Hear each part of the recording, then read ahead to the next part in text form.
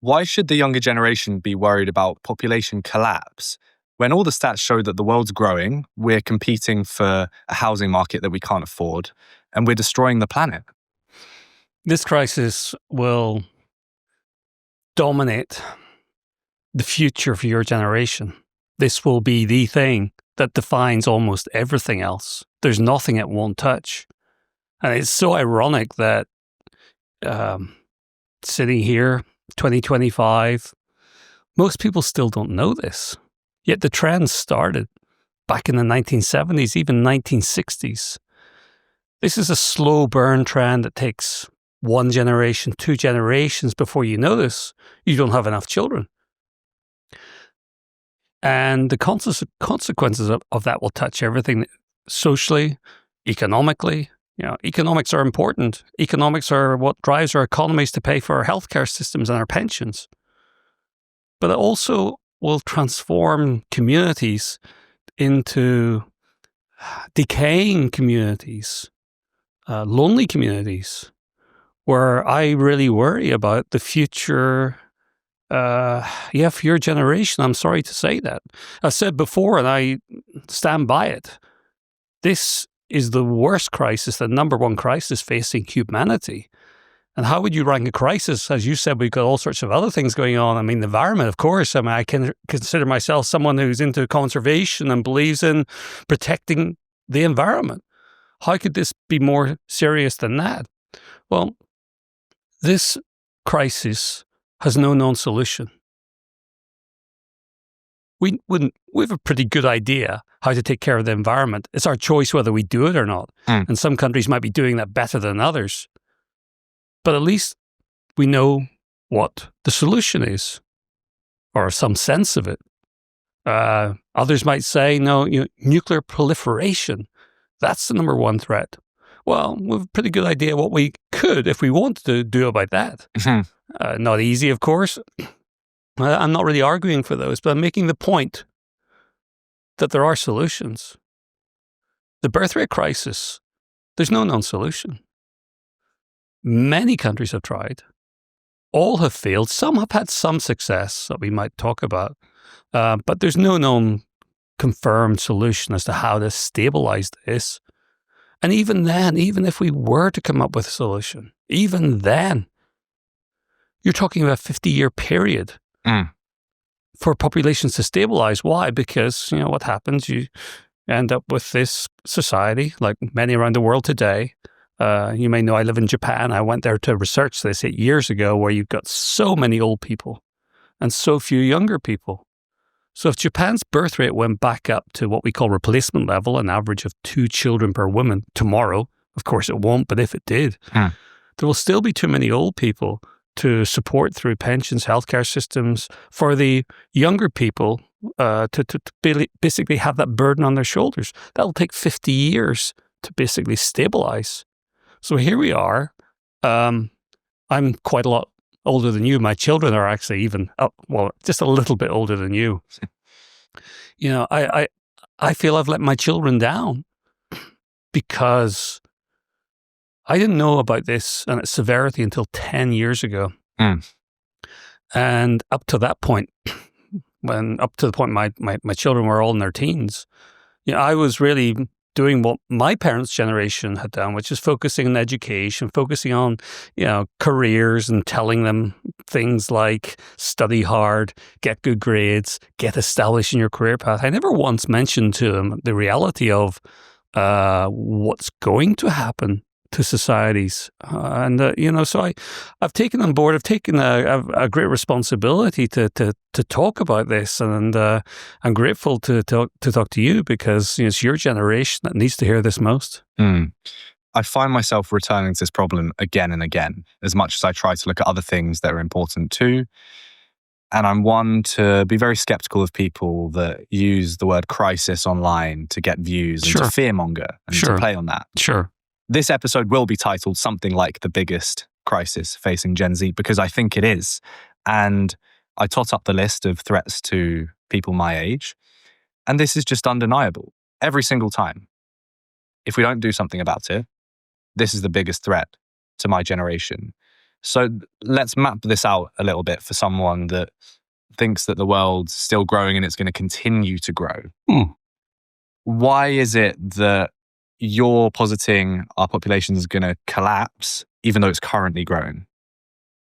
Maybe we could talk about India to answer this, which might surprise you. India became the most populous country on the planet 1-2 years ago, overtaking China. I think its population is around, I forget the exact number, but it's still growing. And it's going to grow, I think, reaching a maximum of 1.7 billion in maybe 30 years' time. So there's India growing. Some people worry about that, too many people in India. But the reality is so different. Births in India peaked in 2001, nearly 25 years ago. They're down 20% already and falling fast. That's total births. Birth rates, the average number of children per family, has fallen on average for India as a whole already to less than 2, exactly where, say, the UK was probably a couple of decades ago. But more than that, 32 states out of 36 within India are below that rate. Only 4 are above.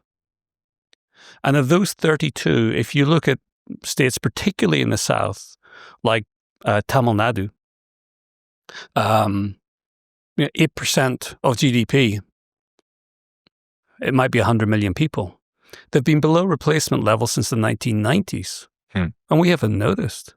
So the crisis now facing India is not a rising population. Why is it rising, to answer your question? It's rising because people are not dying the way they did before.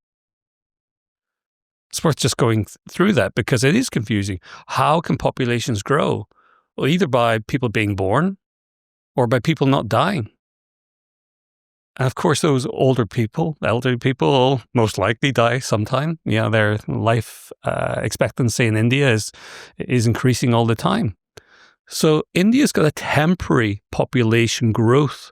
I'm not calling it a problem, it's just a reality. The growth in India is all because of people living out their lives. Hopefully going to live as long as developed countries. So when you look at India and you see that birth rates are falling, you already know the future. You cannot suddenly have more 20-year-olds, more 10-year-olds. We need more 30-year-olds. Well, we might talk about immigration later, but here's India, a country many other nations look towards to provide future immigrants. And they have a birth rate crisis unfolding in real time. Now, you apply what's happening to India to the world. The world's birth rate is hovering around replacement level. We're not quite sure because some countries don't report perfectly and there's a lag, but most demographers are saying we're getting to a point of the entire planet now being at replacement level. The only part of the world really where birth rates are higher would be sub-Saharan Africa. And people really worry about Africa. Well, again, we know the future looking at birth data because we know, for example, how many 75-year-olds are going to be in the year 2100 because they're being born this year. And okay, we can't be sure all will survive, but we can make a reasonable assumption. Certainly we know the maximum number of 75-year-olds. There will not be more than a certain figure. So demography allows you, more than economics, more than sociology, truly allows you to put some hard numbers in the sand. And if you look at sub-Saharan Africa, well, what's happening there? It wasn't so long ago, going back to, 1980 was a turning point. When perhaps the average number of children per family might have been something like 8. I don't know exactly, but it was high. But from 1980 onwards, that number has been falling by an average of 1 fewer child per family every 15 years.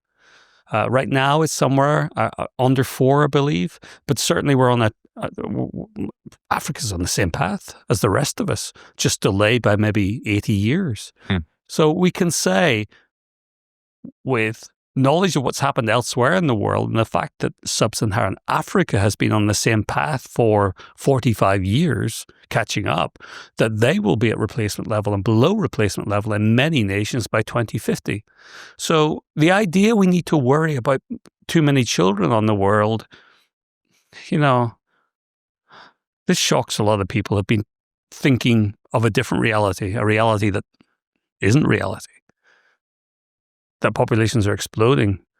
But, people are going to watch episodes like this in future. Maybe someone will find this in 20 years.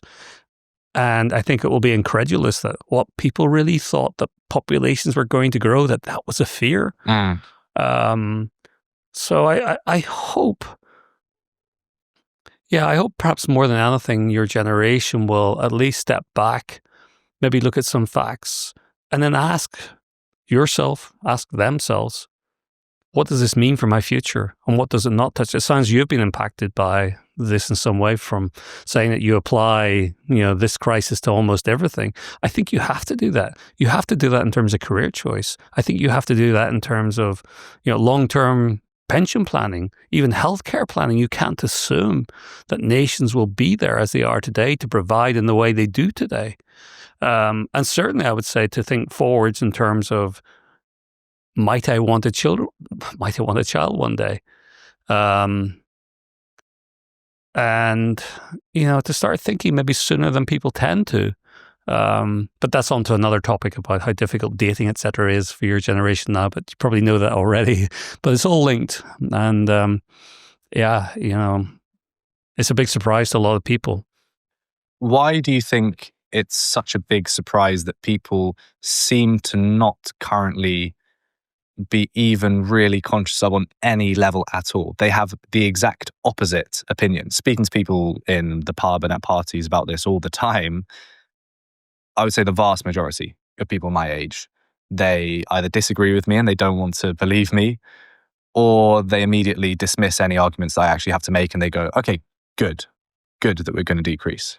Yeah. Why is that so? Yeah, and of course I get that a lot. I think it's actually understandable based on what people have been taught or not taught.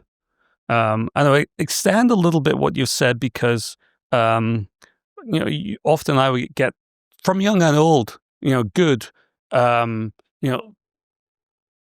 but it'll sort itself out. It'll be okay. Don't worry about why you're worrying. It'll sort itself out. And I'm thinking, there's no known solution to this. It's been going on for 50 years. And most likely it has been a cause or associated with the end of civilizations in the past, like the Romans, who were stressed about low birth rates. We had, I believe, Caesar Augustus, who in the Forum, is supposed to have got up and said, where are future Romans going to come from? They're not going to spring up from the ground. And he enacted 2 laws. One was to do with pensions. If you didn't have a child, or indeed only one child, your pension would be cut back. But also taxes. There's a 25% hike on taxes for people with one child and a 50% hike for people with no children. So we know from the little information we have, I've spoken to academics who are specialized in this topic, low birth rates were known to be a big thing in the Roman Empire, and then they faded away. That's what happens. That's how civilizations fade away. That's what birth rates can do. But to come back to your question of your friends who are saying, so what? There's too many people anyway. Why is it that we've never heard the reality of low birth rates? To answer that, we need to go back to the 1960s. In fact, you could go back much, much farther. There's long been a body of opinion from some, perhaps, intellectuals in the past, or people who might think, might like to be seen as intellectuals, who have felt that, there's too many people on the planet, nature's more important, and for sure, in the 60s, people were worried that there's going to be an explosion of birth rates, especially in poorer countries, that would bring disaster to the planet. I mean, I can see how that fear at that time would have been a real one. But you see, by the end of the 1960s, we already knew that birth rates were starting to fall. There was no longer exponential growth. But at that time, organizations got founded like ZPG, American, so I say Z, Zero Population Growth, led by a gentleman called Paul Ehrlich, who wrote a book called The Population Bomb, which is still referenced today. And in it, he calls for the most horrendous things to me. Things like putting sterilization drugs in the water systems, putting parents in jail in America if they had more than 2 children. He called for forced sterilizations, and that was enacted in India. Paul Ehrlich at that time appeared on chat shows multiple times. He became a household name, throwing out these ideas. And from that, other nonprofit organizations were founded who set out to educate people that there's too many people in the world. Now, those organizations still exist today. They've still got large backing. From who, I'm not sure. But they don't or refuse to include any information at all on falling birth rates or the consequences. I've tried. I've talked to them. Why don't you also extend forwards? And they won't.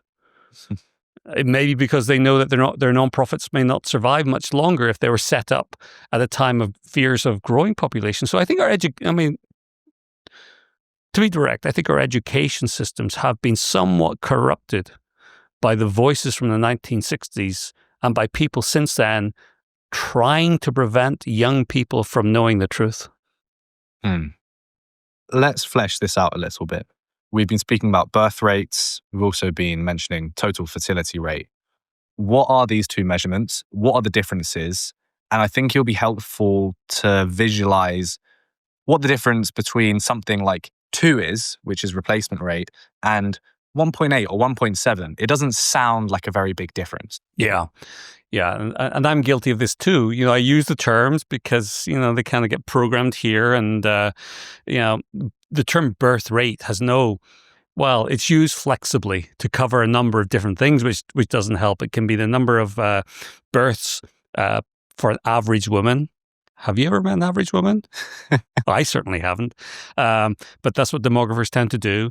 Or it can be the number of births per 1,000 women in the population. And you're right. This scale that we have 2.1 is the actual number, 2.07 if you want to get very precise, of the number of children that a woman would have to have on average for populations to be stable. And why is that? Well, 2 children to replace 2 parents. Quite simple, but why is it 2.1-ish? Well, sadly, not all children survive into adulthood. And there can be a male preference. Very often the last child in the family is male. So you get a slight uptick of male children around the world. Men aren't very good at having babies, so far at least. So, we need about 2.07, 2.1. So that's a key number. And we call that replacement level. I don't like replacement. It's not a warm and cozy term. But there we have it.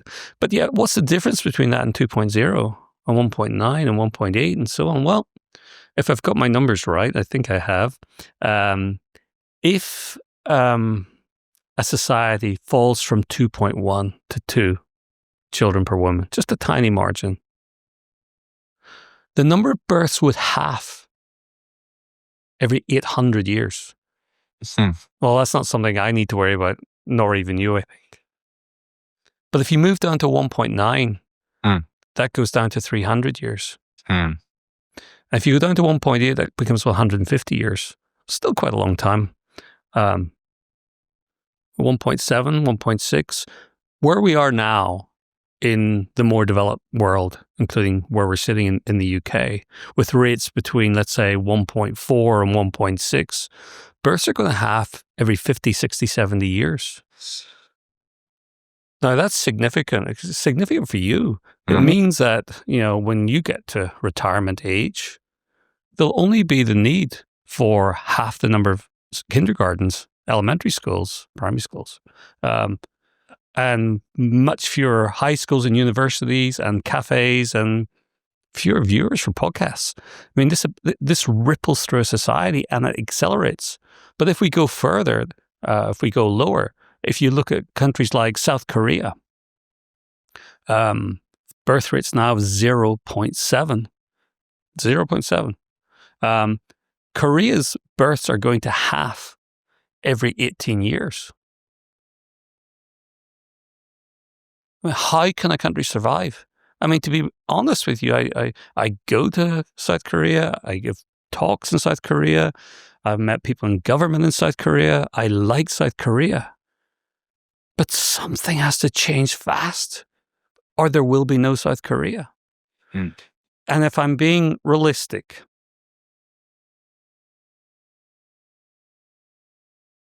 if you are cold and you're prepared to call it based on numbers alone, I think South Korea will be the first nation to disappear. And your generation will see that happen in not many decades at all. But I hope that doesn't happen. And I really hope things, do turn around there. But the policies that have been implemented there up till now, and many other countries, are not going to do it. Something else has to change. So to come back to the numbers and the definitions, 2.1 is an important number, because if you hear that, it means that a society is stable, not growing, not falling. But the lower it goes, below that, I call it the replacement level index, the RLI, basically is how many years or what percent you're below that replacement level. And it accelerates. Actually, I call it societal half-life. Ultimately, the SHL, the half-life, the number of years for births to half. And could I just go on from there to kind of say one other thing related to this? Back to your friends who are maybe at a pub talking about this, and maybe it doesn't matter. There's a movie it was a book written in the 80s called Children of Men. Have you seen it? No. I would say to anybody who wants to get a sense of what it might be like, watch Children of Men. I was filming the documentary, the Birth documentary, and one of our videographers, Taylor Sullivan, came out during our filming in Africa and India and various other places, and Taylor kept saying, "Have you watched Children of Men?" Like, oh no, like no, leave me alone. I've got my own documentary to make. Children of Men. It sounds something to do with men. First of all, I don't know what this is, but later I did, and it shows you what is in my mind of what it's like to live in a community with fewer and fewer children. And the negativity, I don't know. I mean, I used to live in Detroit, Michigan. It's 6-7 years. I spent a lot of time there. I have a business there. And another way to get a sense of what this is going to be like in future is go to Detroit, Michigan, or watch some footage. Now, I'm not talking about the very center of Detroit. The city went bankrupt in 2013 because there's too few people, too few taxpayers. So that's interesting. So I was there just before that. The city, nothing to do with birth rates, but the calculations are the same. From the 60s, 70s, many of the car manufacturers there moved their plants outside the city, outside the state. And there were other issues, racial issues going on in the city at that time that meant a lot of people not only left the center, but left the city. So a city built for 2 million people ended up with having 700,000 there. But you still got the same road structure. You still got the same number of streetlights to repair. You still got the same sanitation systems that you try to repair. And then you can't because there aren't enough workers. And then you got pension funds to pay to former workers. And you can't until you go bankrupt. Now, if you look, I included my documentary, but you can look at any footage of Detroit outside that center. It's like a ghost town. But not completely a ghost town because, for example, as I was driving, I mean, these are areas that you should not go to. They're not safe or were not safe. Even local authorities would not go there. Right. The local authorities would not give a number to the media of how many streetlights were not working because they hadn't counted them. Why? Because they couldn't go at night to these areas. It's not safe. But driving around, I remember seeing a family having a picnic, everything derelict around, all these literally collapsing buildings, but yet some families still living there. So back to your friends, imagine living in a society, not like it is today where there's, house price inflation, too many people, but a reversal of that. And imagine a young child, maybe 6 years old in future, hearing on a newscast that the planet has lost another billion people. And that child's saying to her parents, Mummy, Daddy, when will this stop? That is how I try and describe this. We don't know how to stop this crisis. And births will keep halving and halving and halving and halving non-stop until we do. So to your friends who don't care, well, do you know that this is never ending? It's spiraling and it's been going on for 50 years and with no solution. What's the link between prosperity and fertility? That's a good question. I don't think I've been asked that before. There certainly is an economic argument that prosperity comes from growth. I did an MBA, a Master's in Business, many years ago, and throughout the MBA program, and I believe it's the same today, you're taught about growth. Everything's about growth, finding growth markets, starting businesses and growing. If they don't work, starting another business, find one that's growing. It's all about growth. And as an employee, a young employee, particularly in one of these companies, if you choose the right company that's growing, as the company succeeds and grows because there's more customers, you will grow career-wise. You'll get promoted. You get promoted again and again and again. So growth benefits individuals and societies, and of course, there's more taxes drawn from that to make our streets prettier, to make our healthcare systems better, to provide for our pensions. No one really knows what it's going to be like in the business world without growth, where literally everything is in decline at some point. Not all at the same time, of course. We already see it with diapers, nappies, whichever you term it, for young people, where we see in Japan famously, diapers for older people outsell diapers for babies. So there'll be some niche markets, maybe in the old age diaper market, but those will be rare and far between. So think about this for a moment. How do businesses start? Capital. You need some funding. Where does that come from? Other people, investors, maybe banks. They're assuming there'll be growth. They'll get more of their money back than they put in. But if you're investing in an economy that's shrinking, how will there ever be any returns?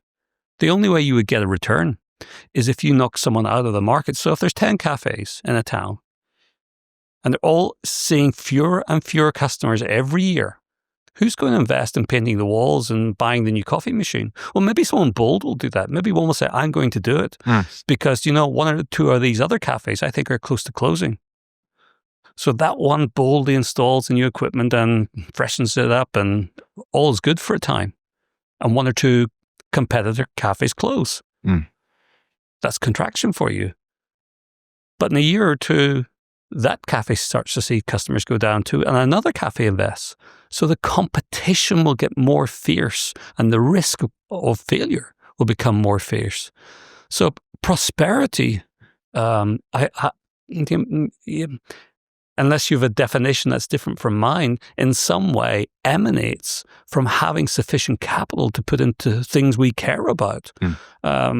Not just our free time and our pastimes and our vacations and everything else, but our surroundings.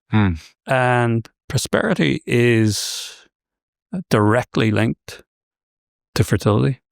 Okay, so I've heard what you're saying. This seems like a pretty substantial threat. I'm going to do my bit. I'm going to have a few kids. I'm going to get us up past that 2.1 number. When? Well, I've got to have a career first, and it's normalized to go to university now. I mean, Tony Blair set the goal of having over 50% of under 30s going to university. We've now reached that, so I'm going to become part of that cohort. I'm going to go to university until I'm about, well, I'd say 21, but I want to take a couple of gap years. I want to find myself and explore what I am as a person. So 3 years, 4 years, I'll probably finish university when I'm about 24. But then I need to work before I can have kids. I need to get a good job, and I care about my status. I live in a world inundated with social media, and I want to have a good job. That feels right to me, and I feel like I'm entitled to have that job if I put in the effort of going to university. So I'll probably have my career for, 5 years at least to justify the degree, earn enough money, save up. Houses are expensive, and then I'll look for a wife. I might find her along the way. And then I'll have some kids after we get married. So probably about 35, I guess that ends up being. That's fine, right? And your wife, being hypothetical, we don't know, what kind of age might she be?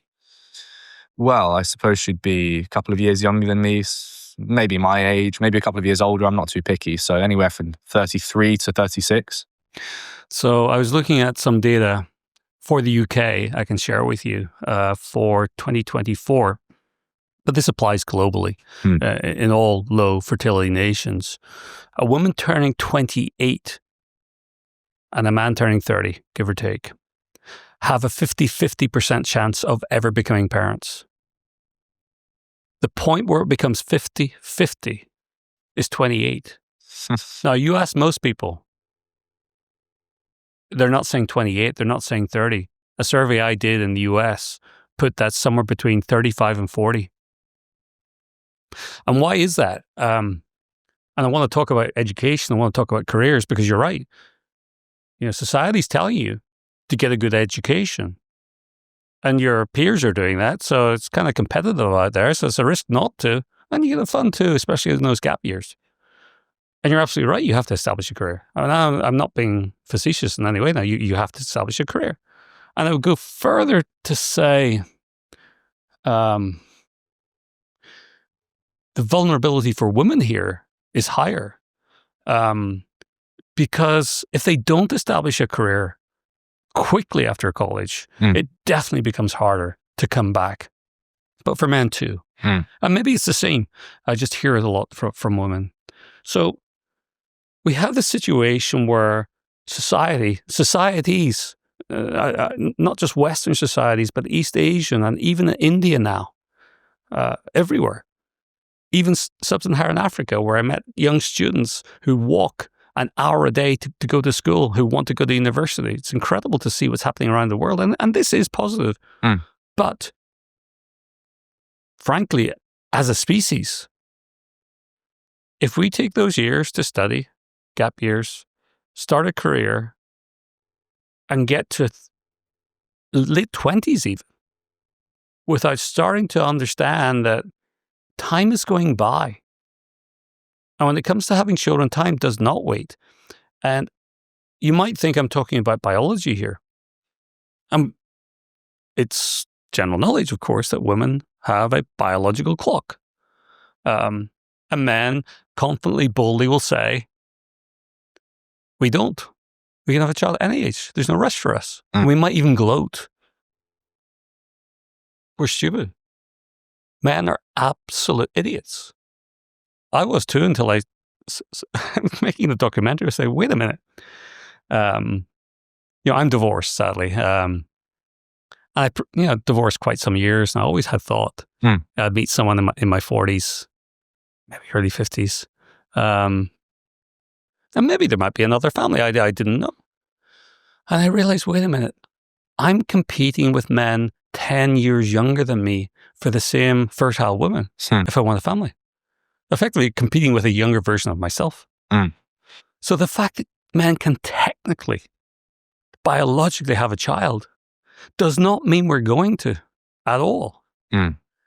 So it's nothing to boast about. The competition gets harder and harder. And of course, there are examples. People will say, well, I saw this pop star and, he married this woman and he was 80 years old. Yeah, he's a pop star, And unless you have something to bring to the table in some context that makes you more interesting than a 30-year-old man or a 35-year-old or a 25-year-old man.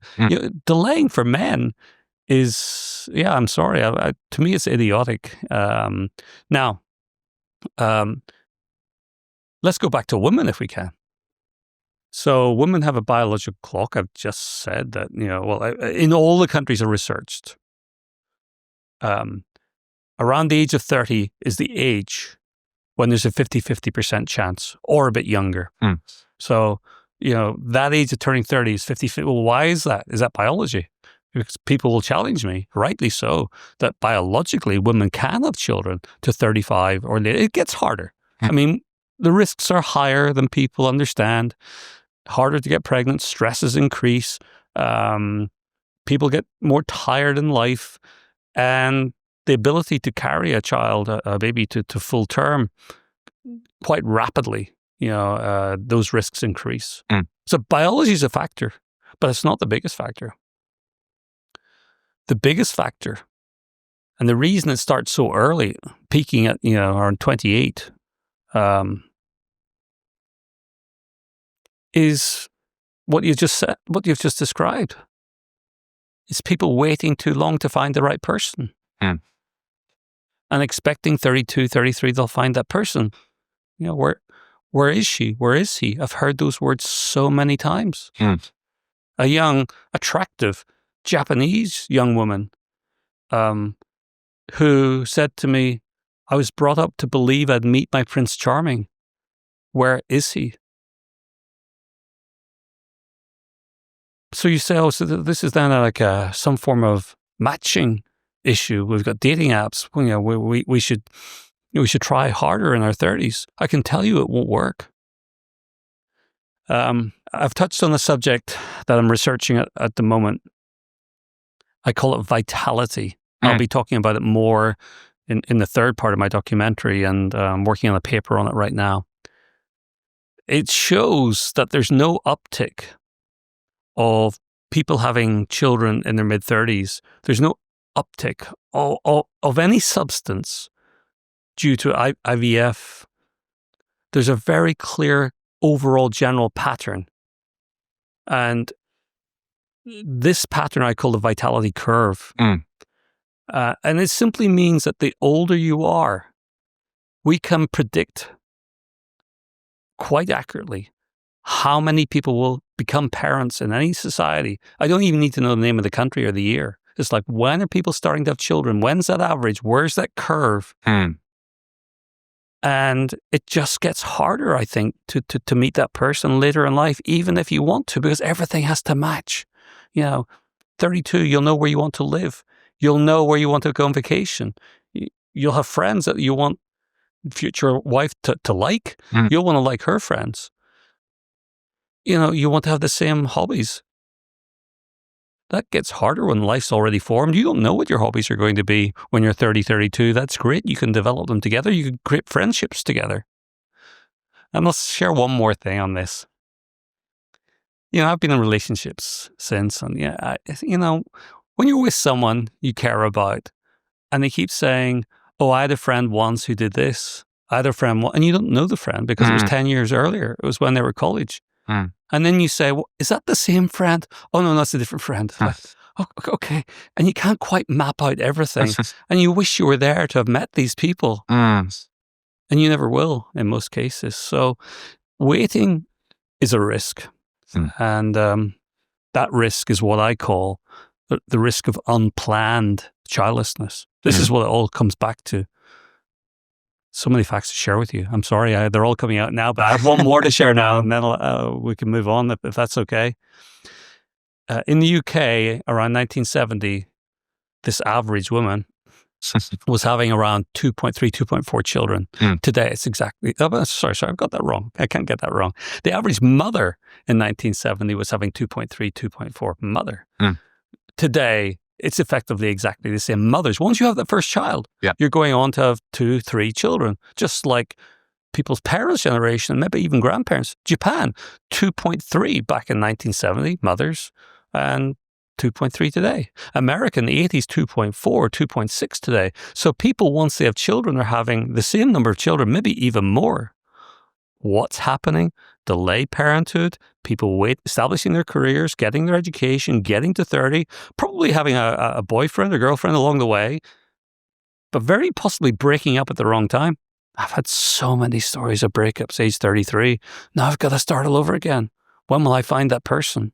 Unplanned childlessness is what's causing all of this. And people see that the birth rates are going down and that there are childless people, but they know that they want to have kids, so they feel protected because they trust their intuition that they will one day have kids. But you see the breakdown of people that are childless. 80% wanted kids, 10% were infertile, and only 10% actively chose to not have kids. Yeah, those are approximate numbers. I've cited them myself, and they fit the scenario in a country like the UK, like Europe, like Japan, where birth rates have been low for a very long time. In the US, birth rates are falling much more recently. Really, actually fell in two waves. One was in the 70s, but childlessness remained quite low in the US. 15%, 17%, 20% for a long time until the Lehman mortgage crisis, 07, 08. And then triggered from there, it seems very tightly associated with another increase in childlessness. So if you look at childless people in the US, more elderly childless people, a greater percentage of them would have chosen to be to be childless. And some surveys show that. But that's not the same as what we're talking about now. We're talking about contemporary societies in the US today. There's so many people in their 30s who want children who don't have them. 40s, hoping. And you can see from trends elsewhere in the world what's going to happen. There's going to be a huge wave of unplanned childlessness in the US. So, not worrying about finding a partner. Gosh. The more and more, I look at this. Okay, I ended up divorced by 3 kids. And I look back, if I hadn't met my ex-wife at that moment in time, and we hadn't been on the same page, and we met at MBA school. If we hadn't been on the same page, very easily, I might have been childless. And if you look at a person who is childless who had wanted children, if they'd got off the bus one stop earlier and gone to a different cafe, they might have met that person. It really is as random as that. Yeah, and this is, this is very little to do with whether you're super good looking or whether you're fit or your level of job. You look at this, and everyone who becomes a parent, there's a significant element of luck having met a person who's on the same page, who likes you as much as you like them, who's excluded all other options to say, you're the one, let's make children. That's hard for everybody. Well, we can speak about how we have to create our own luck later and actually be in positions where we can meet the one, so to speak. But I spoke to Dr. Robin Hadley on a past episode, who does research around childless men. Sure. And he says the biggest regret he ever had was not having kids. He's now 65. And he said when he got into his 30s, he kind of suddenly felt this broodiness, he calls it. He wanted to have a kid so bad, but he never could. And we spoke about the fact that there's this stigma attached to having that impulse as a man. Why do you think, if there is one, there's this kind of weirdness around a man being desperate to have kids? Yeah, men aren't very good communicators, and that's the way we are. We shouldn't try and change that. I think it's very personal. I know for me, it was when one of my friend group had a child, perhaps the one we expected to have a child, last. It kind of triggered a thought process and a realization, perhaps even a competitive one, that, well, wait a minute, if people are starting to form families now, maybe I should, prioritize this so I can still have a reasonable chance of finding someone who would be a good match for me. But yeah, I know Robin. I've chatted to him, and my heart goes out to the community that he's part of, So many people, and people listening to this will be in that position. And I'd like to take a moment to say, actually, 2 or 3 things. First of all, no one should ever be pressured into having children. Somewhere around 10% of people just never have the desire. And never will, and won't form regrets. Yet most do have the desire. Men is a little bit less, but it's only a few percentage points less than women do have a desire for children. And one of the issues I think we've had, there might be some comments to this podcast, and I think you'll find comments because they always seem to follow this topic, where people who chose not to have children are entirely happy with it, are saying, what's up with this? You get to lie in bed longer, stop complaining. I've literally seen those comments. There's a lack of understanding of how deep the desire is between for those who want children compared to those who don't. But back to men, I think it's linked to the fact that we have been told biologically we can have a child anytime. That's the end of the conversation. We can have no one's gone on to say, oh, and by the way, you're going to be competing with men 10, 20 years younger than you, and the chance of childlessness for you will actually be higher. There's more childless men than childless women. Why? Because some men have children with more than one woman. Much fewer women have children with more than one man. So the risks are higher. So while the desire's a little bit less, amongst men, the fact that there's more childless men kind of balances that all out. So I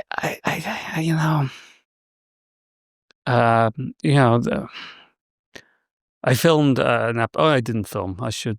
I'm very grateful to a community of childless men that Robin Hadley is actually part of. They appear in the documentary, and I've maintained contact with quite a few of them. What can I share? Not Robin. One of the people who appears in that reached out to me to do a one-on-one recording of his circumstances. I won't give anything more about him away. It was the longest interview I ever did. 1 hour 45. Harrowing. And I edited it and I sent it back to him. And he'd already signed a disclaimer and release form. And I said, no, I can't have this. And I know why. When you see the look in his eyes of despair, much as he was trying to put some positive spins to it, he couldn't. And I spent about 3 weeks emailing him backwards and forwards. I think I probably had a call with him at least once after that. But I found myself that I was in a depressed mood of sorts too. Like every day. Like, why do I feel this way? And I kept thinking about this man who'd wanted children desperately. And I came to learn the hard way that if you're taking on any role as a kind of support, maybe a psychologist, maybe I'm not, but in a sense I was kind of listening to his story and asking questions, that you can't get attached. You can't. There's some problems that can't be solved other than by helping someone listen to. So let me assure you that men out there, including possibly listening to this, suffer grief is what the community call themselves. More women than men, but I will say there are forums for support groups for men and women to go to. Gateway Women is a great one for women, but there's also male forums. So we've laid out that the vast majority of people that end up being childless, which is fueling this depopulation bomb, they unintentionally ended up in that position. Yes. So the next step, I guess, is working out how we can avoid that and how we can avoid being so late when we have this biological clock ticking, both men and women. A common trap is that people point fingers and they say, you're trying to tell women to get back in the kitchen, to be domestic pets that men oppress, and to bring back a patriarchy when all women do is have kids and they're forced out the workforce. And some countries might try that. It won't work. Some countries might be oppressive enough to women, to daughters, to wives, to do this to them. I call myself a pan-natalist, not pro-natalist, not definitely an anti-natalist. What's a pan-natalist? Pan-natalist is someone who believes that women who don't want children should not have the children they don't want to have, and will defend that fiercely. But also believes that women who do want children should be supported to have the families they want to have. And I will vociferously argue against any even policies that in any way are coercive to having children. Now, it turns out policies have generally failed. Some small signs of light in Hungary, for example, we might want to talk about certain policies that have helped younger people. But I think certainly in the more developed world, I'm not seeing any examples of women who said, I was coerced to have a child. There may be exceptions. I don't hear that. I hear the opposite, that I waited too long, or I thought I'd found my partner, or I've tried and tried and tried and can't. Those are the stories from young people. So, I think it's time to move beyond. I mean, the terms you're using there, the patriarchy and etc. Let me go back to the 1960s. I'll be quick. The population bomb set out certain reasons for not having children or having maximum one or two. Those reasons were nothing to do with the environment or the patriarchy. They were to do with running out of food. We were not going to be able to feed the planet. That was the entire thesis. Then we had the Green Revolution, and we have been feeding the planet, mostly, with a much larger population. So these organizations say, okay, we were wrong. No, of course not. They slid into saying, it's about the environment. We're going to damage the environment. And they put their weight behind that. But they now know, recently, that the world is going to find out, if they're not already, that the world's population is due to peak, and it's only because of aging, all the things we've talked about. So they can't keep saying about the environment, because people in the pub will say, well, why are we worried about population? It's taking care of itself. So they're shifting again. And they're saying to young women, it's the patriarchy making you think you want to have children. It's another shift. So another cloak has been put on. And those are the terms that are being used. And many other things as well. I have a theory that the next slogan they will come out with is, it's too late anyway. Don't bother trying. It's too late to solve the birth rate crisis. What can we do? I've heard that. I think, where is that coming from?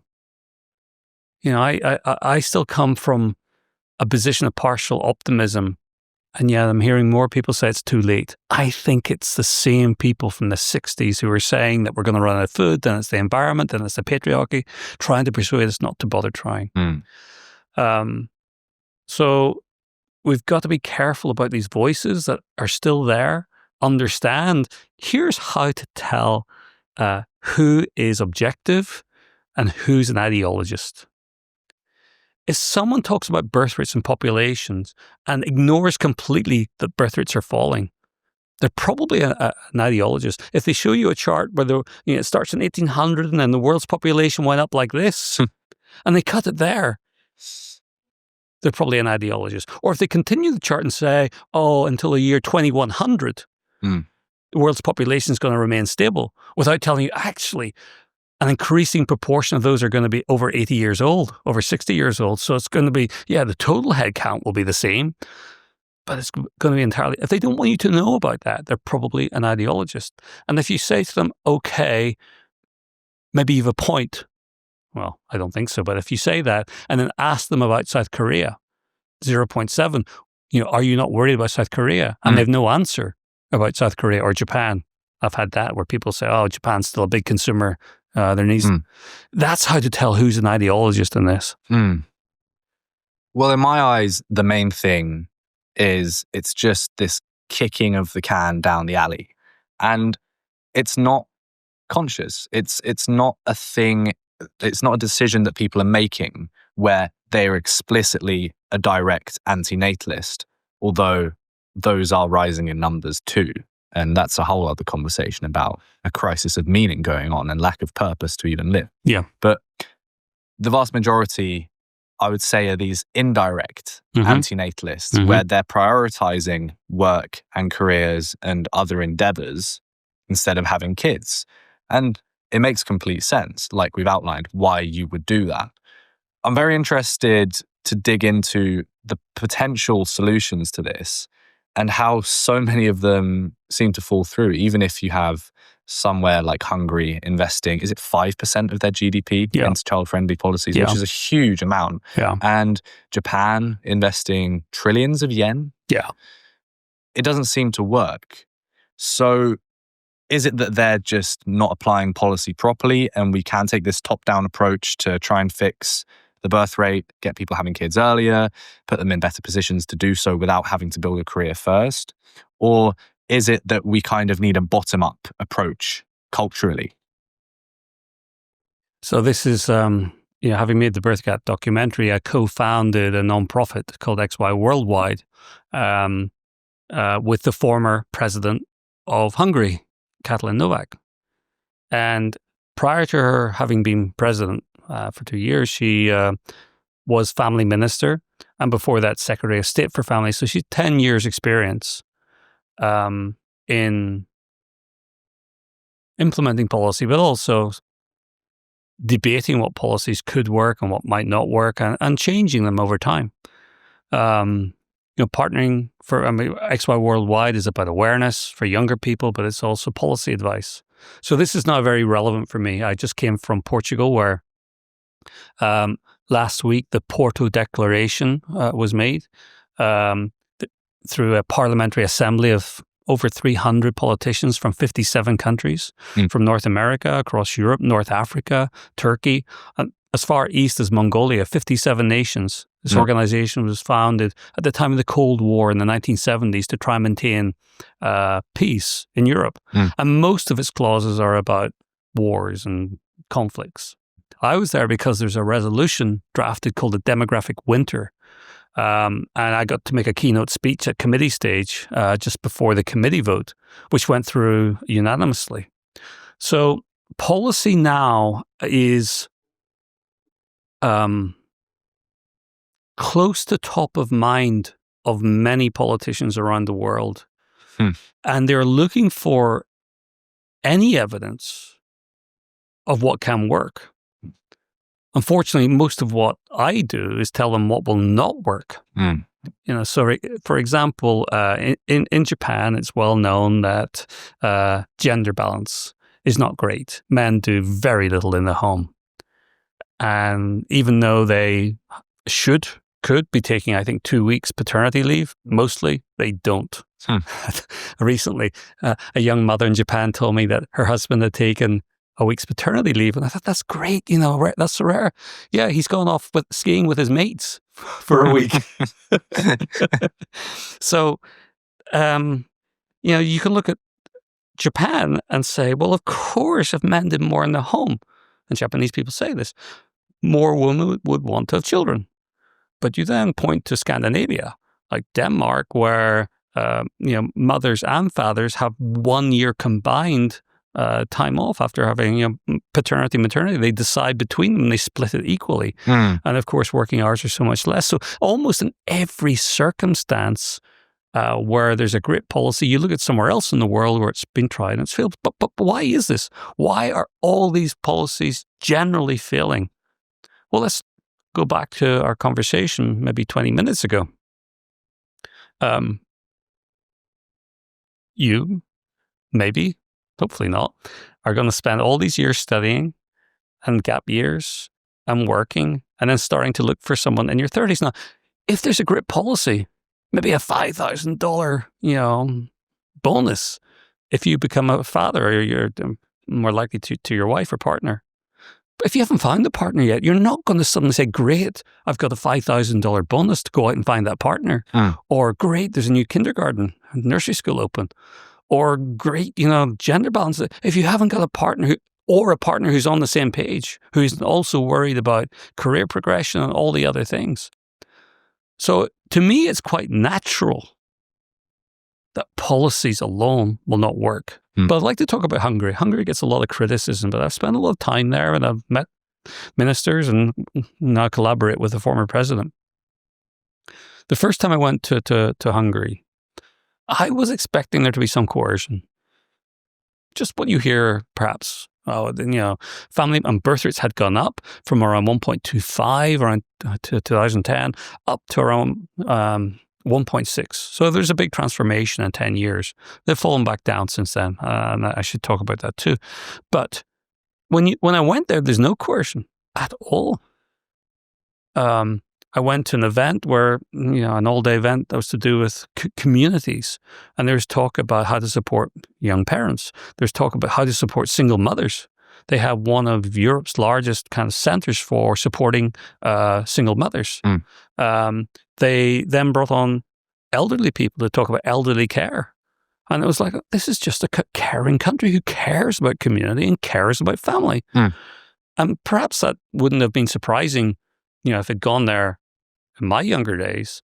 But when you come to the UK or Japan or Portugal or wherever else, the US too, well, US kind of is going a hybrid. There are strong communities within America, but more and more you see those falling away. So the idea that Hungarians have a day to celebrate communities and debate this gets criticism from some quarters that, it's just these people trying to force women to have children. It's not. It's not. So what's interesting about Hungary is not the actual birth rate again, this average number for the average woman. We should move away from these averages. If you look at young people in Hungary, people 20 to 25, 26, there's been a bubble over the past 10 years of people starting to have children younger. And that bubble's still there. It's not big enough of a bubble to solve their birth rate crisis, but it's there. And that gives me hope that, there are younger people out there. And what did Hungary do? What policies? Well, there's so many that support family. It's like Talk to me about those. Yeah. I think it'll be interesting for people to hear what those policies are. Yeah. I can't talk about all of them because I can't remember them all. I think there's over 20. But I'll give you some that I think are pretty interesting. One I don't want to forget is that, instead of paying for daycare to look after your young child, the state will pay the grandparents to look after them. Win-win for everybody. Bring the grandparents into a supportive role. It won't work for everybody, but for some people, it's like, okay, my mom and dad can kind of help me here. And actually, it's fair because they can get something for it. They get, it's not about money always, but still, it seems fair. I think, another one just to put on the table before we go into a couple of particular ones. Women in Hungary, if they start a family within 2 years of completing college, their student debt tuition is cancelled. Wow. Zero. And you might say, that's coercive and so on. Well, again, people only tend to have children who want to have children. And the idea that, that student loan would have been paid off from earnings that woman's probably not going to have for a period of time is a vulnerability that may otherwise call her to say, oh, I need to get some of my debt paid off, and suddenly she's 35. So I think that's a really interesting policy. The most significant policy, I think, and the one that I certainly say, and Hungary people don't even know about all their own policies. You find out about some of these at the time you're starting to have a family, I learned. But one of the ones that's quite famous is called, if I say it right, JOC. I think DJOC, I think. It basically provides a starter loan for people to get a house or apartment or to repair a house or apartment. And what's interesting about it is if you declare that you're going to have one child, you'll get more. 2 children, more. 3 more. 4 more. 4 is the maximum. And if within a certain number of years you do have those children, the loan is cancelled. If you don't, you partially, so you're no worse off than you would have been. The risk there might be that people say they're going to have more children than they actually intend to. But even then, you've still got a loan that would be paid off as it normally would. So I think no one's losing out there. And what it's allowed is particularly families saying, no, we want a larger family. It's allowed them, I've been in homes in Hungary, I've interviewed families who, for example, moved out of the city and bought a bigger house saying, no, this is where we want to have our 3-4 child family, rather than, we have to start small, and then we can move, new community. There's also finally then a policy of offering women 0 income tax for life. If they've had, it used to be 4 children, now it's 3, and I believe it's now 2 recently. No income tax for life. I think in that context, it's recognizing, and again, people, why should a mother get no income tax for life? Now, an interesting thing on this for me, talking to a family who already had grown-up teenage children, they qualified too. This was not a policy only to incentivize people to start a family. Any mother of any age, it was like, okay, we want to reward you. Why? Because you're working in the home. And if you do find a job, if you're able to balance it, actually we'll, recognize what you're doing already for the future of the country. And then people say, well, what the future of the country? That's getting into some form of natalism again. No, it's simply a case that today's younger people, as they get old and need more healthcare and need pensions, it's the children, of those mothers who are going to be working, paying taxes to pay for that. I think, just to be clear, in almost every nation, today's taxes and social payments from workers do not go entirely or even mostly for your benefit. In some countries, it's entirely for the current retirees. So you are dependent, partially, significantly, or wholly on there being children, which requires mothers to do, So for me, policies like this, recognizing the role of motherhood, what Hungary does well, when you drive across the border or you land at the airport on the jet bridge, you see signs saying, welcome to family-friendly Hungary. And I feel that this is a country that likes and supports family. And I think, irrespective of individual policies, it's not about I think if Korea or Japan implemented one of those policies, they would be at risk of doing it wrong because it would be done in a colder way. Here's a policy. If you want a family, take it. Again, I apologize to friends and others in those countries, but I don't mean to isolate them. I see it in Europe too, and other countries, and the US. This has to be done in a caring way, in a comprehensive way, to say we as a country care about families, we care about mothers, and we've got so many policies. If something goes wrong, health-wise, divorce-wise, the state is there because we as a state care about young parents. Are people going to base something as important as having a kid around potentially waning political policies that come and go based on who's elected? Yeah, I think that's a very fair point. Now, some demographers maybe listening to this will say, well, there was a policy in Sweden and birth rates did go up. This particular one is known as the Swedish roller coaster, but we see it everywhere. What tends to happen when you launch some policies, people who are already in a partnership, who are already thinking about having a child or already thinking about having another, think, well, maybe this is the time where there's not a policy that suits us at the perfect timing. Let's do it now and not next year. So you see birth rates going up. But guess what? After that, birth rates go back down. They go down lower often than they were before, because all you've done is change the timing. Just brought forward. Right.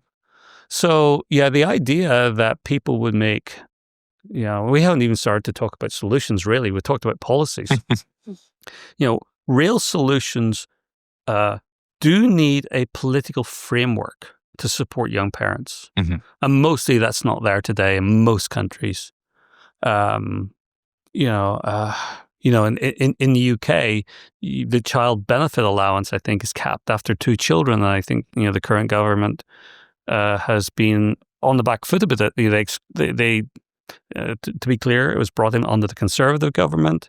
And now the Labour government here has maintained it, and they've rejected the idea of changing it. Recently, I hear that might change. But my point is not so much about the 3rd child, 4th child policy. I haven't heard of this limit anywhere else, by the way.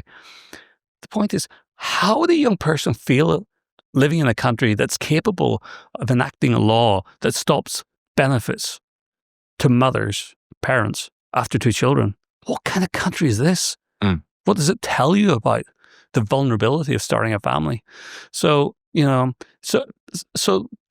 a framework, a supportive framework is important, but the actual change, the actual solution will have to be much, much, much more fundamental. We have to reinvent everything. My generation, I think, has to support your generation and those in between to make the most fundamental shift in societies in 100 years or more. Certainly since since we started to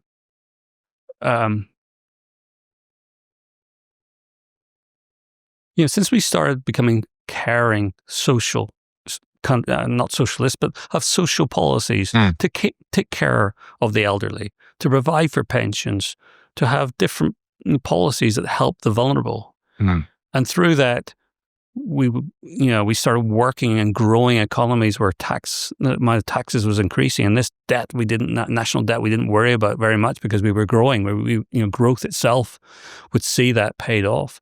Those times are long gone, and we need to reinvent everything. We need to reinvent education. We need to reinvent, career, but more career planning. The early formative years of career needs to be totally reinvented. Pensions need reinvented. And government, the form of, I don't mean, how we vote. I mean, how governments collect taxes and distribute taxes, and all of that needs back to the drawing board, because nothing today is going to work long term. And some of that is actually exacerbating the problem. Something I've been thinking about is the way our systems are designed around such old ideas now of being kind of a factory worker and training to be a factory worker. We've kind of got this Pavlovian conditioning of school bells ringing when we're finished, and we have to ask the teachers when we can go to the toilet. I wonder if a fundamental shift that you're speaking about has to include somehow just giving us more time. I think a woman's peak fertility is somewhere between 15 and 20, right? Yeah, I wouldn't be qualified enough to say that, but it's certainly it's younger. Certainly yes. Very young. Yes. And this is not me advocating in any way for women to be forced into having kids at that age, obviously. Yeah. But the point is that time and the way we're laying out careers at the moment, we are reaching the point where we are actually able to have kids without massively going against the grain of the culture at 28, at 30, at 32 or 35 when it's too late.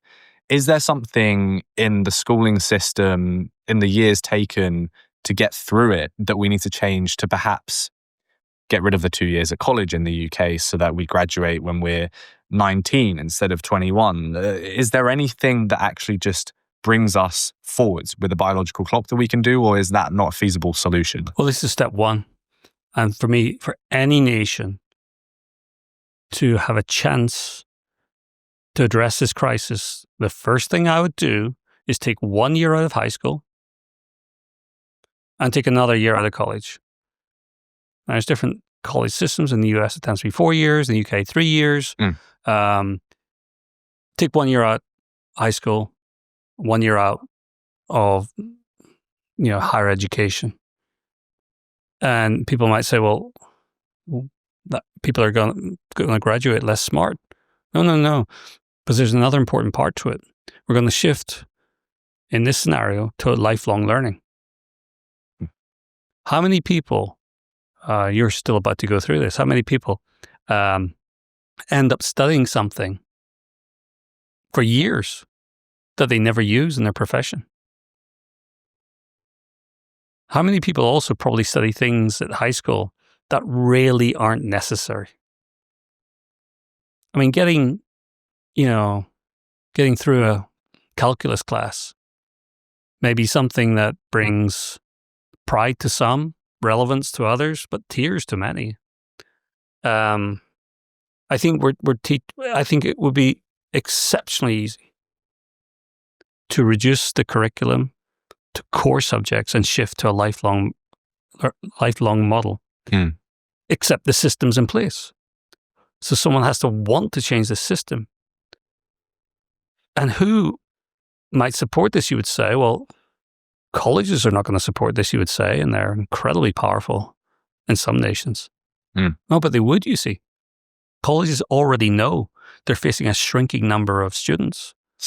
They're already trying to reach out to countries like India, China, for recruits. It's happening everywhere. Why? Because they need more students. Well, we started out, I think, this interview early on by talking about the falling birth rate in India. China already, we know, in the one-child policy, which is now gone, but birth rates are falling. There will not be enough people from overseas to bring to these colleges. So saying to them to shift to a lifelong learning model, actually changes the university from being something that we associate with, or even the high schools, it can work there too. Why not go back to community high schools for additional learning later in life? But as I say it, people enrolling wherever it is, you're not there for a 3-4 year period. You're going to get some degree or some certification that's meaningful. Employers are going to recognize that, so employers need to shift too. But employers are then going to work on a plan. So as you go through life, and maybe your career changes once, twice, 3 times, you're going to either go back, evening classes, summer classes, days off, months off, to top up the education with support from your employer. I don't think many people enjoy sitting through years of education. Sure, best days of our life, some might say. But I would guess that the majority of young people around your age, if they could be through college by 20, 21, and able to start life then. So what would happen then? Well, some employers could and should say, great, 20-year-old, we will take you. We know you've done hopefully well in your studies, and great, we want you now, and we're going to help train you, educate you, hands-on. And there's more upside there. They're younger, and there's more potential, and they can be shaped more by the employers who want to instill a certain culture in them. That's right. Now, I think there's a counter to this, that employers, rather than getting too greedy, should allow men, but probably particularly women, to take a sabbatical. That sabbatical might be 5 years, might be 7 years. But those, of course, those would be people who want to take time to have a family. But you're still an employee. It's not that you've left. You still go back and do some training. You go to the office party. You go to the Christmas party. You still have your email address. You still have the pride that I'm still with this company. With a caveat that after the sabbatical, you must come back for a certain number of years. You can't just leave at that point. Or there will be some financial adjustment. And related to that, for those people who do come back, or those people who decide, I want to start my career after a family, there should be accelerated recruitment drives, particularly for young mothers, age 30, 32, 35. So they're recruited and they go through maybe 1 year hands-on training, different things, and pay will be lower than peers at the start, but I think very quickly could come back up. That can happen today, but it's a risk and it's rare. That should become normalized. And what's the benefit to employers? Young mothers are very experienced in timekeeping, negotiating conflicts, organization. Maybe there's no group of people better. So I think employers have to become much more flexible about onboarding people sooner, giving them a certain experience, linking that to lifelong learning, allowing these long sabbaticals, and then accelerated programs to bring people back. And remember, let's not kid ourselves. Your generation is not going to be able to retire at the same age as my generation. I'm not quite a boomer. I'm Generation X, but I'm not far off. That's just a financial reality. So even if you start a career at 30, 35, you can still work for 40 years. Albeit the latter years would have to be appropriate employment and based on what skills you're able to do at that time. I think retirement's a terrible thing anyway, by the way. It's terrible. You see so many people going to work, counting down the years, months, days to retirement. And then they retire and they might get the watch or the kind of the, I don't know, given some, little award and a little ceremony, and then they go home. Maybe that works for a lot of people. The idea you're going to play golf every day and go on vacations constantly, that happens for some. But I know there's a lot of people who end up sitting on a sofa watching TV for the rest of their life and not very happy places, because work is a community. And when you lose that community and you lose, to some extent, a sense of purpose, that's not beneficial to anyone. So I'd love to see, retirement be more gradual, 4 days a week, 3 days a week, 2 days a week. And then even in the home, doing something that, why not an 80-year-old, 85-year-old can do with their hands as best possible. So a lot of things need, frankly, reinvented. We've spoken about these collective issues, the biological clock facing both men and women, facing women sooner than men, but men shouldn't be mistaken that they don't have one either. One rabbit hole we haven't even gone down is the bifurcation of the sexes. Men going one way, women going the other. Politically, socially, and in relationship terms, this means people, to state the obvious, aren't getting together. And then they're necessarily not having kids. And the problem is, people aren't even having sex either. So it's obvious that it's just less marriages, but people are kind of getting together in happy relationships and then having kids. It's not it's just a lack of connection altogether. How do we solve for this? And what is it that's actually going on between men and women at the moment in Gen Z? The biggest fear I have in working towards solutions is it might not be possible, even if we want to pull the age of becoming a mother or a father younger. Because it's easy to stretch the time. It's easy when everybody was having a child age 22, 24, 25 to delay that, albeit that's meant an increase in unplanned childlessness. How do we bring that back? I don't know. But the bifurcation of the sexes, I think that's an effect, not a cause. What do you mean by that? If you imagine someone your age thinking of the years ahead, I don't want to take your personal situation, but your age, it's perfect. 20 years old, 20, right? 20. Let's say you meet someone tomorrow, or you have met someone, either way. You're probably not thinking this is the person I'm going to have kids with, because that's not going to happen for, I think, 13 to 15 years. You're probably thinking, okay, this is a companion, a friend. This is someone I can go on vacation with, do things together. You're not thinking of kids.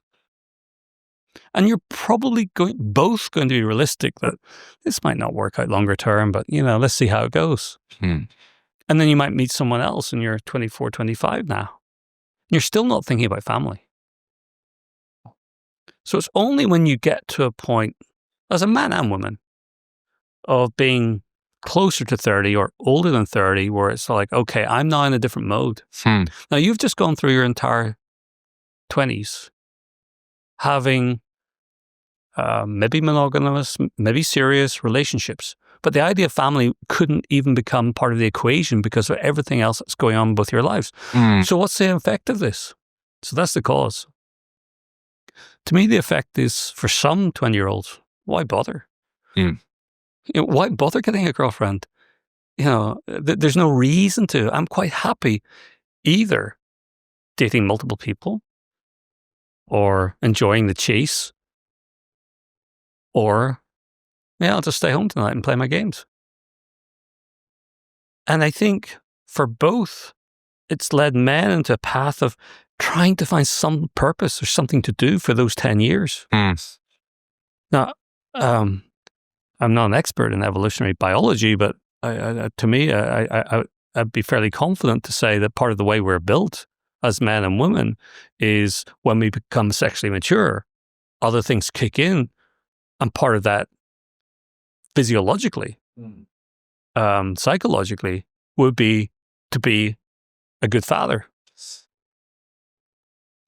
And if we're now postponing that 10 years for men, and women too, but I think the thing about men, my general feeling, by the way, is that there are many more women who would have a family younger than men.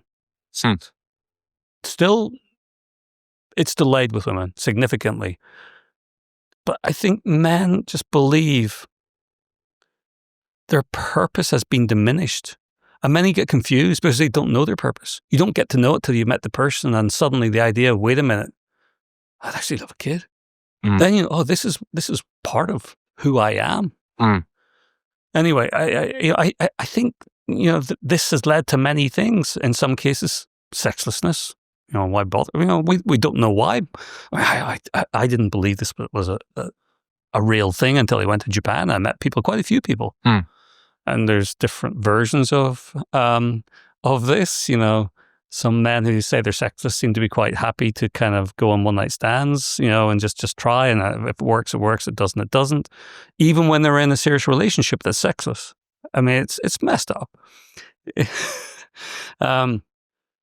So I think delaying parenthood, I think that's the word. I think it's messed us up.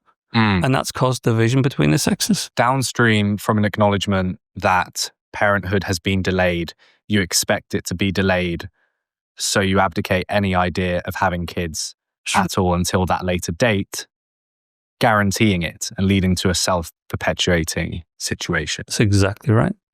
And that's why I worry, how can we ever bring this forward? Because if you get a bubble like Hungary of younger people having kids, well, people who are 28, 30, 35 still want kids too. So it's not like, okay, a clean break. If you sent all the over 30s in a country to Mars, maybe that'll be possible future. So like, you go and take care of your own thing, but we're kind of focusing on the younger generation to try and, that might be a situation where under 30 say, do you know what? We got to figure this out, and we kind of create a new balance. But as long as there are people, from 15 to 49 still in the system of wanting to find that partner to have that first child with, that's my biggest fear. Well, I mean, you can use me as an example all you want. I've just turned 20 and I feel this at the moment. I've come to the conclusion that I would really like to have a girlfriend. It would be the most fulfilling thing. And even if she's not going to be the one long term, there are certain life skills and special experiences that we can have together. But before that, and this took a lot of thinking and trying to override my mental gymnastics. It was, I want to engage in this hustle culture. I want to engage in this chase for status, potentially to get women. But I'm chasing this status and I'm willing to sacrifice having a relationship with women to fulfill my desire to be at a high enough status to be able to get women. So you have this weird paradox where men are doing something, let's be honest, a lot of the time in name of getting women or a woman, the one for them. So they say, okay, I'm just going to sacrifice these next few years to work really hard and get to a point where I've built my career and someone will want me. Now, I guess the question is there, are they really doing it for her or are they doing it for themselves? And it's a very difficult question for us to grapple with. And I don't want us to get too philosophical or theological, but I've been interviewing a few Christians recently and we've been speaking about the meaning crisis and a surprising rebirth of belief in God, Justin Briley, who I just had on.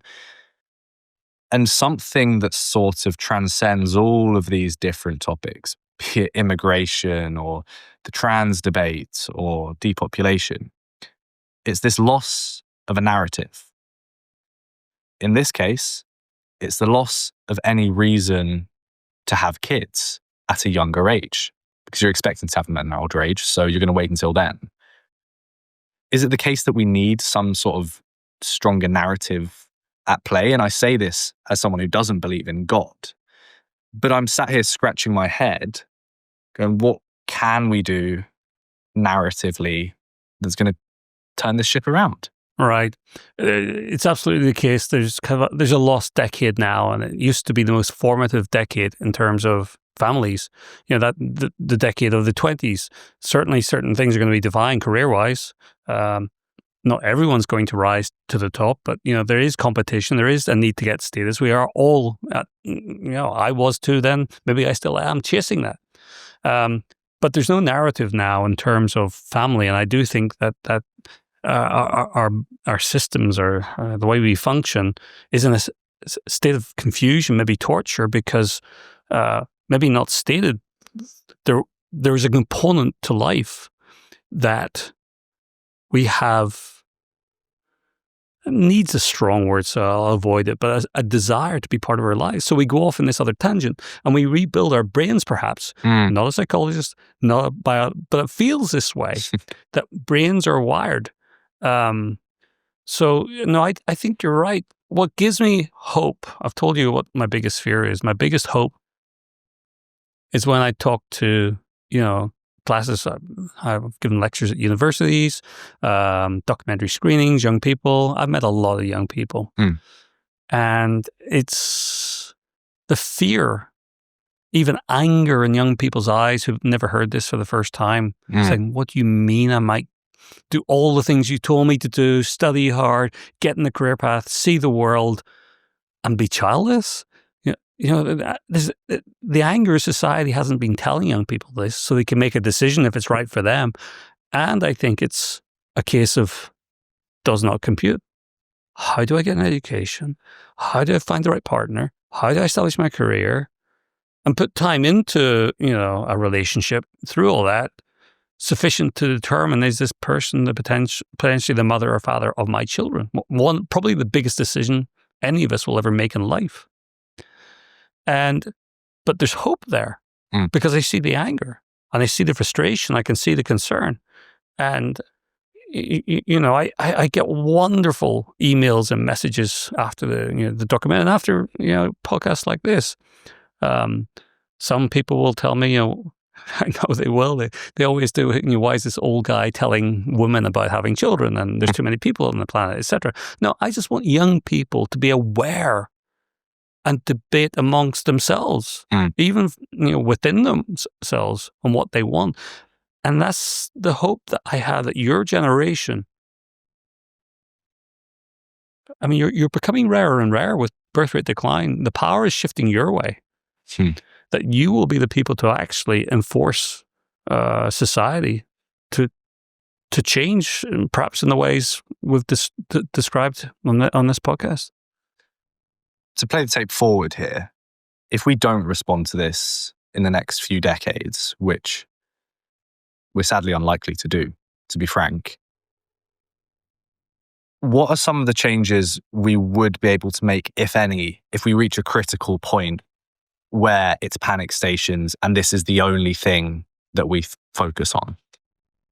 Well, probably we should mention, perhaps briefly, AI and robotics, because a lot of people rightly raise that. You know, do we need workers? People are worried about their jobs, and I would say that on that front, we are exceptionally lucky that this moment in time with this crisis, it just so happens that we've got advancements like AI and robotics. But the idea that will solve this crisis, robots don't pay taxes. They don't go to the pub after work and spend money. They're not consumers. And do you really want to have a robot, you know, taking care of you in your older years? That's probably going to happen to some extent. Moreover, it doesn't solve the birth rate crisis. Births will keep halving and halving and halving and halving. So there's some things like robotics and AI that will make it more manageable, and we should recognize that. In terms of focusing, you know, I work with some, prefectures in Japan, for example, where they have maybe, let's say, 6 municipalities, and within those municipalities, different suburbs. And people in, you know, councils and regional government are making decisions now about what do we do? Which transport systems can we maintain? You know, will we keep the buses or the trains, or will we prioritize this town and not that town? Very difficult decisions are going to have to be made. What I'd like to see is those decisions being made 10, 20 years in advance with community involvement. So the community, everyone understands this is a reality now. Birth rates, even if they recover, we are going to go through population decline for decades. Which towns, sorry, it can't be everyone, which towns should be preserved? Because otherwise what will happen is young people will gravitate towards the more exciting towns, and jobs will go there. You know, the bank will be there, the car service station will be there because there's young people there. While older people will be left, you know, on their sofas behind, you know, closed doors and loneliness, whatever. So I think communities need to get together and discuss this. What's the right solution for your community? And, that, it's a conversation that obviously people are not even aware of this crisis happening. We're a little ways from that, but that's what I'd like to see. Well, I wanted to ask you about this, the impact of having such a heavily elderly population. And I think it's worth fleshing out this sort of image of an inverted pyramid, where as you have less kids, each generation that goes past, more and more people are going to move up the pyramid, but there aren't going to be people from the baby and infant row moving up with them. So what's going to happen is eventually you have this top-heavy, almost, I mean, it's not even a pyramid at that point. It's so unevenly distributed, where you only have elderly people. You don't have new kids, and you have barely any young people who work and pay taxes to help those elderly people. How does that impact something like the world of business, where in a capitalistic society, people are optimizing for profits? Could we see annoyingly large text everywhere on all the products we use if we're in our 20s? Because those corporations don't care about us. We're in the minority, so they're optimizing for sales to elderly people. How does it impact voting? How does it impact social dynamics? How does it impact what TV shows are broadcast? Because the vast majority want to watch Coronation Street. So that's all that's on offer. What's going to happen? Yeah, another of the fears I have, and I've been saying this for a while, is that generational wars will start. But they already have. You can already see, the boomers being blamed for all sorts of things, including property prices in the US, in the UK too, I think. And that's just bad all around. I think we want to avoid generational wars. But one thing you said there in particular to me, I think older people have to come to terms with voting. The fewer young people are, the smaller the voice of young people. What does that mean? It means that increasing number of older people will vote for policies that might favor them. We want to keep our pension as it was, but those fights will happen. But that's not realistic, and I hope older people can understand that younger people need a chance as much as they had, and that it can't only be younger people making sacrifices. I don't think anyone should be blamed. But it takes me into this is going to take me into another avenue, but it's directly related. In the UK recently, there was a new law went through Parliament, I think, enabling assisted suicide. I am vociferously against this, even though I can totally empathize with some situations where that may be seen as the kind thing to do.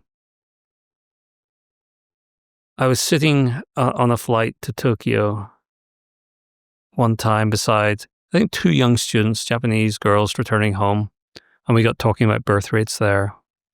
Talked to a lot of people about birth rates. So this one girl was going back, and she mentioned that she had maybe a brother, sister, but that her grandparents still lived in the home. It's quite common there. And then she welled up in tears, saying, why are they still here? Because she had to do all the chores for her 80-something-year-old grandparents. Why are they still here? I didn't know what to say, but she was voicing something that was real for her, the chores. And I can see, in a broader sense, that older people everywhere will start to ask themselves more and more, should I be here? Am I a burden? And at the same time, younger people might give more signals that we just can't do this anymore. And it may not be grandparents in the home. It might be at a society level where we can't afford, the nursing homes. So then I think you have these dark societies, back to that movie, Children of Men, that level of darkness where not only old people feel some level of coercion, subtle or otherwise, to elect for assisted suicide. But then if you do that, back to your feedback loop, what hope is there for young people building a career? Like, well, everybody's, we know what the ending's like. What would life be like if there wasn't uncertainty as to how long you're going to be here? Would it be the same? I'm not so sure. So the age question is huge. And it's also part of the solution, because you know what? I think older people, for example, in many cases would make great teachers. There's roles for older people. As community carers at a certain age, within certain protections, of course, of younger people. Of course, I'm in connection with a German architect, perhaps not German, perhaps from Holland. But there's a project which I believe is in Germany and elsewhere, trying to integrate care homes with daycare. 2 different parts of a building, but with the old people, for maybe 20 minutes in the morning, get to kind of talk and play with the younger people, and that helps make their day, and vice versa. But why this is something I hadn't thought about. For someone in their 30s or 40s who's got an elderly parent at home to take care of, and a 5-year-old, taking them both to the same place, rather than struggling, and often in that case, not going back to work at all, because it's too difficult. I've got to look after my mum, my dad, and my children. So I think we should be looking at ways to bring generations together. I recognize no one chose this. No one knew this was going to happen. But it's a problem we all now face. And I think the young deserve more than they get today in terms of empathy towards helping to steer your lives to some new reinvented world for education, for careers, for retirement that's realistic and sustainable. Let's end on this. What would your message be to people my age who are Gen Z and 20, and they fall into the category that we've outlined, where they want to have kids, but they have no idea when they'll actually do that? Yeah, I would say this. Take every relationship, friendship, connection with the opposite sex seriously enough in that if it feels that this person could be the person to have children with, don't dismiss that. That might be your one time. I think that alone. And of course, talk about it. Maybe not on the first date, but don't wait too long. Because if that person doesn't want kids ever, you should know about that. Or if that person's determined to wait to 35, you should know about that. But I think value every relationship or potential relationship and consider it from that point of view. Stephen J. Shaw, thank you for coming on The Next Generation. You've been a dream guest of mine, not an overstatement to say, for a long time now. And I really appreciate the work that you're doing. So please keep on going and I'll back it as much as I can. Thank you very much. I enjoyed it. Thank you.